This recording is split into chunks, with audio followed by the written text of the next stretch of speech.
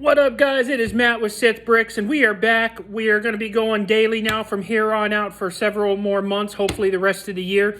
Sorry again for the delay. I had some stuff I had to take care of, but it's all past me now, and I'm just raring to go. If I've got the Darth Vader baseball jersey on, you know what time it is. It is time for the reveal and review of the LEGO UCS ATAT Walker set 75313. So without further ado, here we go.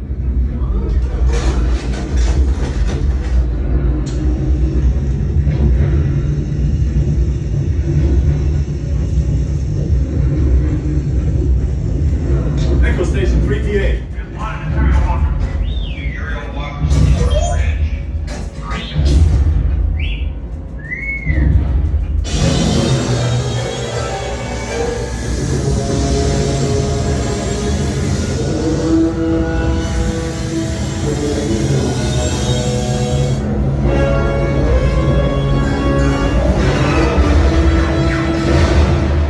Alright guys, I hope you enjoyed that as much as I did. I've been sitting on this complete for about 3 weeks now, and I've been waiting to do it.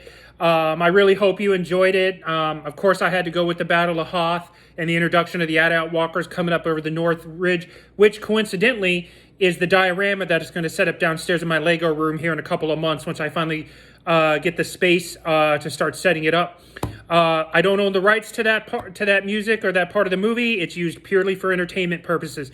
And with that being said, I'm going to flip the camera around and get into the detailed review of the ATAT Walker. Okay, so first things first, guys, as I always start all my videos, is did I have enough parts and were all the right parts included in the bag? And the answer is no.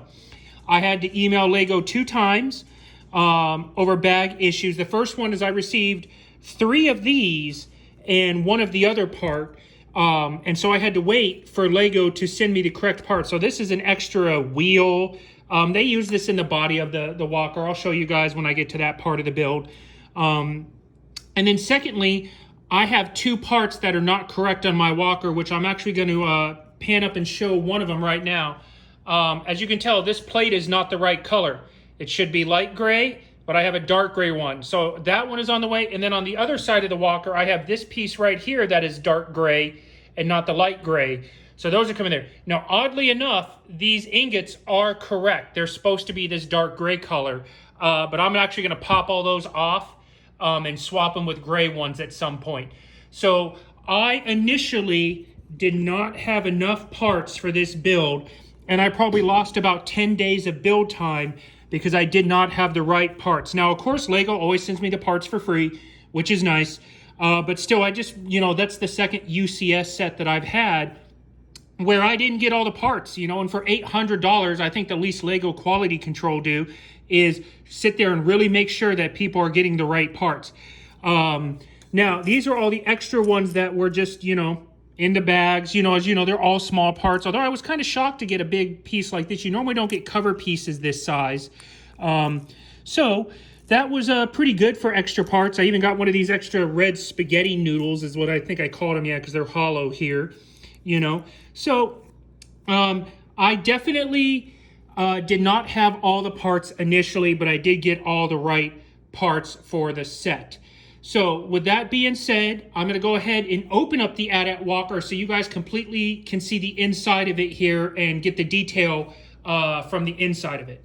All right, so you guys can see as I've got the ATAT Walker opened up, those are the 2 side panels there. These are the 3 across the top. These are the 2 pieces here. And that gives us what I like to call the skeletonized version of the ATAT Walker. So some neat facts about the inside of it. Actually, underneath here, I can't get to it because I've got the cage across it here. But they actually have batteries that go into these 2 compartments right here. And they even did one better. They had some white cylinder pieces like these right here. But instead of a white top, they stacked like 2 reds and then 2 greens to simulate a positive and a negative. So that's a really neat feature to have the battery cells right there. Additionally, right down here is where you store the speeder bikes. You can have 4 speeder bikes in here, 1 here and there, and then on the other side. And it's accurate to the actual ATAT Walker itself, because the regular ATAT Walker you see in the movies can actually carry 4 speeder bikes right here for them to deploy out of. So as we move forward into the walker here, you can see we've got open space right here. This is where, troop commander or somebody of that effect can help move personnel around. You can see up in the upper deck here, we've got seats everywhere. Now, there is 40 seats in this ATAT Walker. 40. So thanks to my Stormtrooper Battle Pack buying addiction, I have more than enough to fill in here. And at some point, as soon as I get the diorama set up, you guys will see all of the minifigures inside of it here.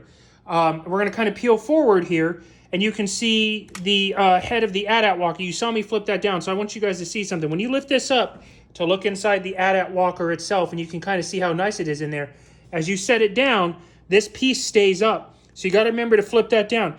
Now, one thing you guys have to watch for with this piece here, and then the ones on the bottom side will pop out if you bump this at all. I know this because my kid bumped it and it knocked my whole head assembly off and I thought he had broke it. But it just turns out these pieces got knocked loose. So pay attention when you move it around to these two pieces here and the two on the underside, because those are really the ligatures for everything. If those pop off, the head's going to sag, it can cause damage, and you have to deal with all sorts of problems. So important tip right there. Now, we're going to kind of pull this open here, and you guys can kind of see the cockpit detail. I'm going to try to use my phone to hold it up, which I did. So you can see this is where General Veers would stand right here. He's got his console. You can even store his binoculars. Sorry, got to get my finger in there. Right over there. Here's where the two gunners sit, and there's even storage for the gunner weapons right there, which I thought was really nice that they did that. So the cockpit is one of the best detailed areas. I really like it. Minus this, that's one of the bad. But you got the nice red lens. The guns move back and forth independently, so you can simulate your pew-pew going on there. So that's kind of the skeletonized version of it. Now, you guys will see you've got spots here, these two red marks here on the front and the back. That's where the plates sit at when you put this on here. So I'm going to take this front plate right here, and to put this on here, you just set it on there like that, and that's it. It's not like system attached to anything. It's just two of the holes sitting on there, and you just line it up, and it just sits on there. Same thing with the top part. It's got the two spikes here, so they line up with... Now, this one is a little bit better because they line up with those red ones right there. But as you can see, that's how you put that on.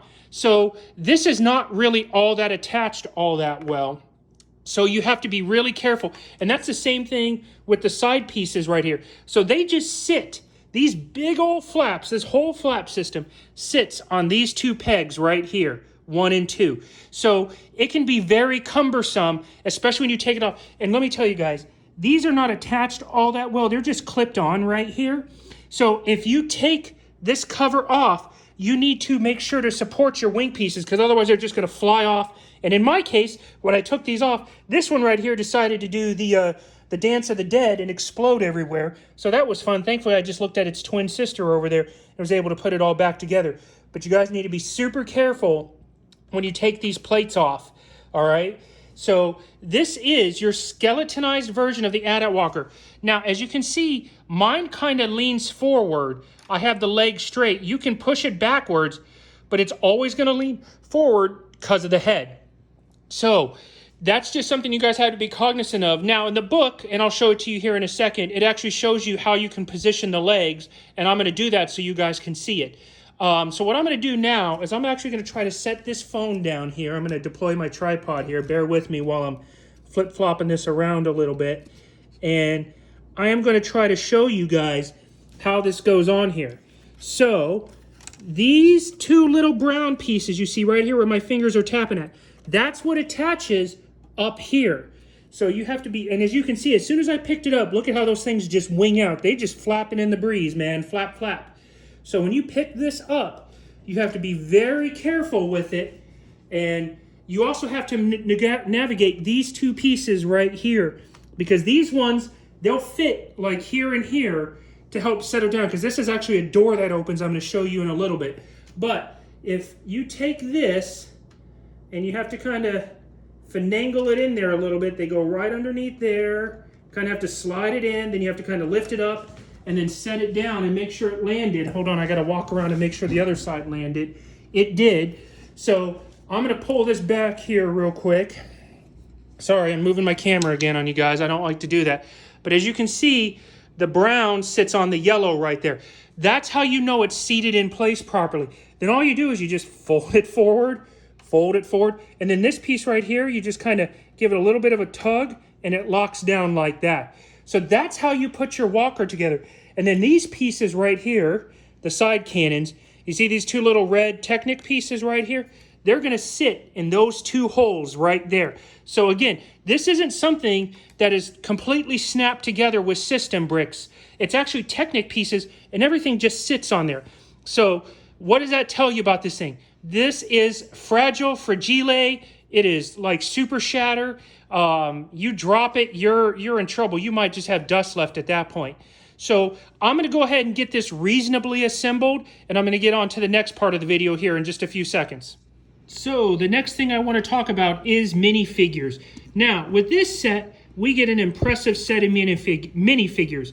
You get General Veers, you get 2 drivers, you get a snow trooper officer, and then you get 1, 2, 3, 4. So hold on, let me get them in the camera angle. There we go. You get 4 snow troopers in this set. On top of that, as always, stinking Dork Skywalker is here. Again, I don't know why they include him in this set. This is Blizzard 1. This is any ATAT Walker he took down. This is just craziness. But yes, he's here, so we're going to get rid of him. We don't like him. Bad guys rule in my world. All right, so some nice detail with the Stormtroopers here. I'm just going to kind of pick up the rack here. You can see the Stormtrooper here. He is the officer, because I'm actually going to pop his helmet off here, or I'm going to take the trooper off here and take the helmet off. As you can see, he has the 2 red and the 2 blue that indicate the Imperial officer, which you see standing behind General Veers in the Battle of Hoth. And then the rest of the snow troopers, they have the little the red and white blocks, which is actually a warrant officer designation in the military, but we're going to go with it as it is. This is quite possibly the best General Veers figure we've ever gotten. He's got the goggles, he's got the microphone, he's got the right insignia, he's got the chest plate. Hands down, this is probably the best General Veers figure we've ever gotten. These driver figures have been reused a lot of times. They were in the mini AT-AT set, so there's really nothing to do about them. So we're going to take a look at another snow trooper here. It also comes with an E-Web blaster, which is a pretty cool setup. Very easy to assemble. Sorry, my hands are a little shaky. They always have been, always will. But that's a nice feature that you get with this as well, so you can deploy it down for some playability fun. And then you have the 2 speeder bikes over here. Now, according to some of my good friends on my live streams, these speeder bikes are not the same as in the Snow Trooper Battle Pack. So I actually don't like these speeder bikes for this reason and this reason only. Okay, now it's making me look bad. Normally these minifigures fall right out, but of course now that I'm trying to make myself look bad or look funny, they fail me. So these guys, they just kind of sit in here. I'm going to try to set it up here so you can see it. So the figure just kind of sits at a wedge, and this little piece right here is what holds the legs into place. But this is probably the only time I've actually been able to get him to sit, because every other time I've had these things, you just touch these things and the minifigure goes flying. So that's with the speeder bikes right there. They do come with nice detail. They do have these back pieces here. They've got the control pad on it.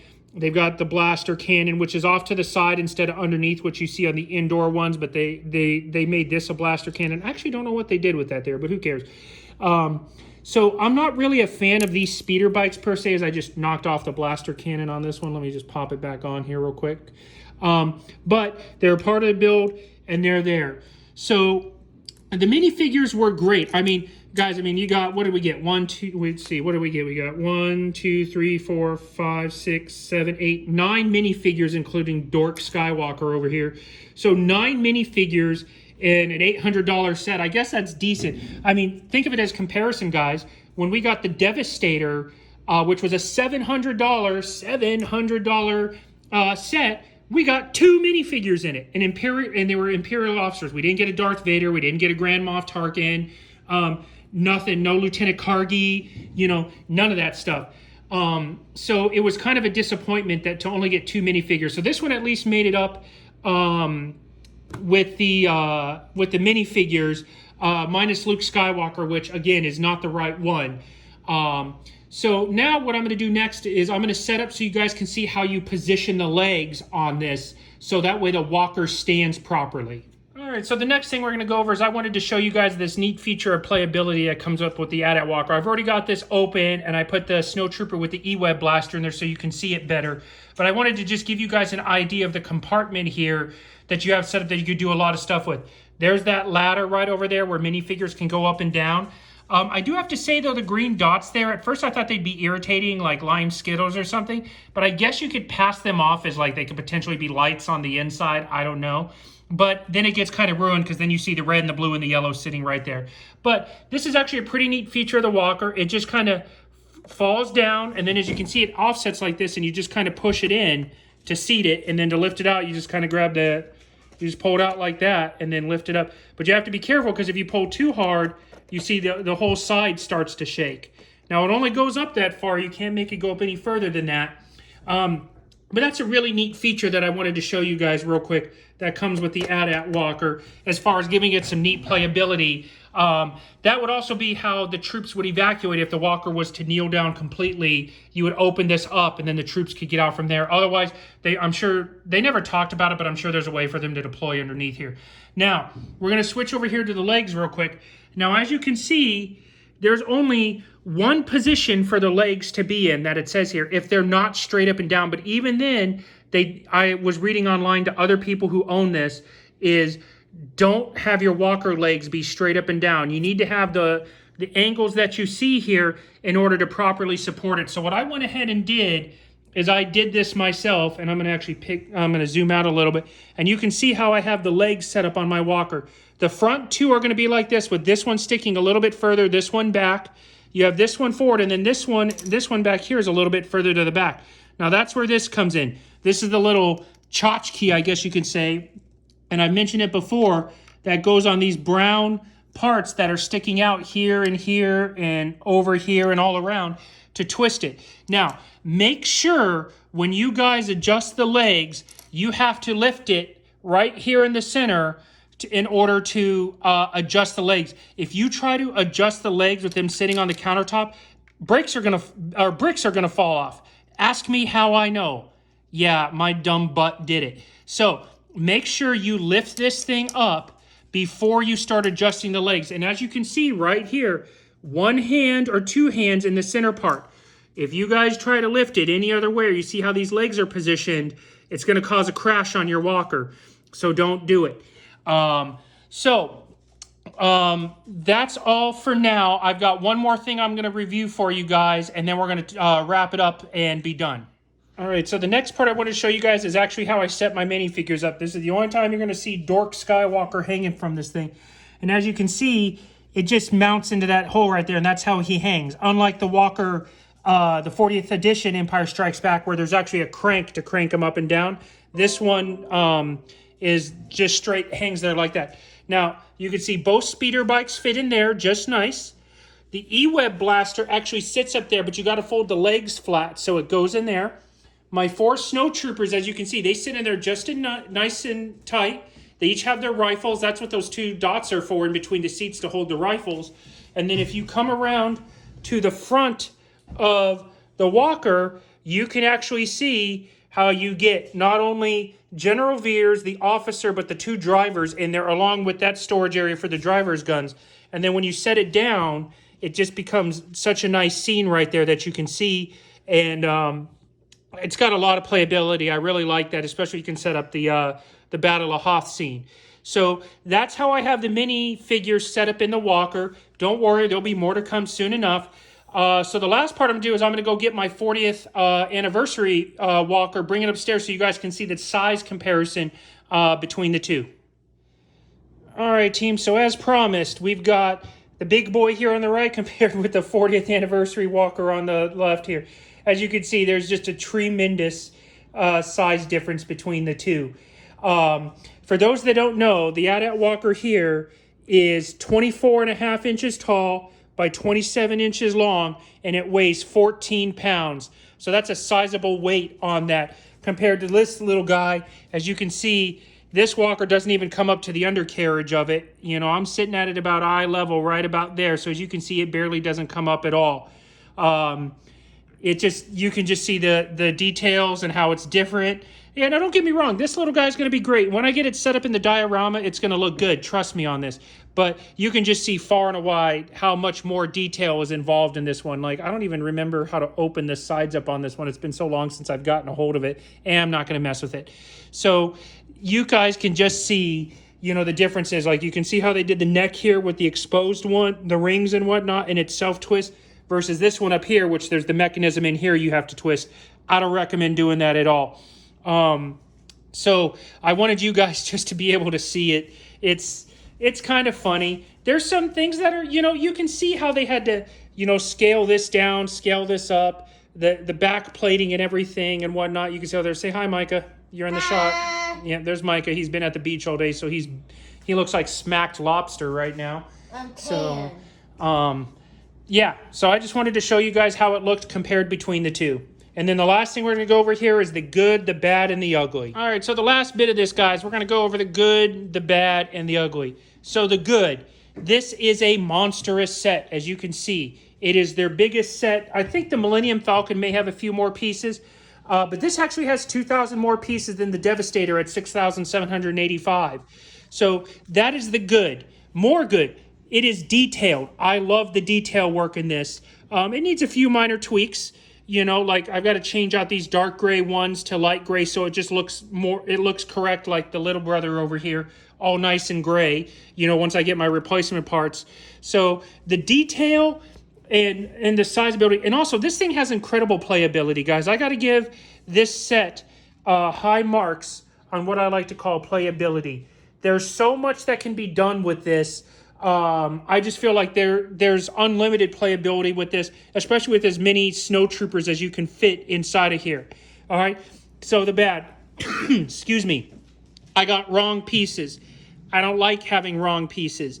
It's irritating when I spend $800 and I get wrong pieces. And you can come over here on this side and you can see that dark gray piece over there. All right. So that's a bad. Another bad is there's not a lot of things that lock into place. A lot of things on here, as you can see, are just kind of, you just kind of pinch it together and drop it. This stuff right here is very flimsy. It's not locked into place. Now, I understand that's how you need to get at it for playability, but one of the biggest detractors of this set is its fragility. This set would not survive any kind of rough handling or accidental bumping at all. It's just not designed for that. This is a display piece or to be set up and just pretty much be left alone. All right. And then, so that's really the bad part of this. This is not a durable set. All right. And then the ugly. The only ugly I have to say is just some, you know, like, again, you got these parts here. For some reason, there's a black brick up here. You got some black parts here. This is pretty ugly. I don't like these tubes right here. Because they're flimsy. I've already ordered more. I'm waiting for them to come in. So that's really the only ugly I see about this, is just some of the off colors here. Never mind the fact that, because, you know, that's Lego's mistake. So that's it, guys, with the reveal and the review of the Lego set of the UCS ATAT Walker. I'm going to come back here and face the camera and give you final thoughts on it.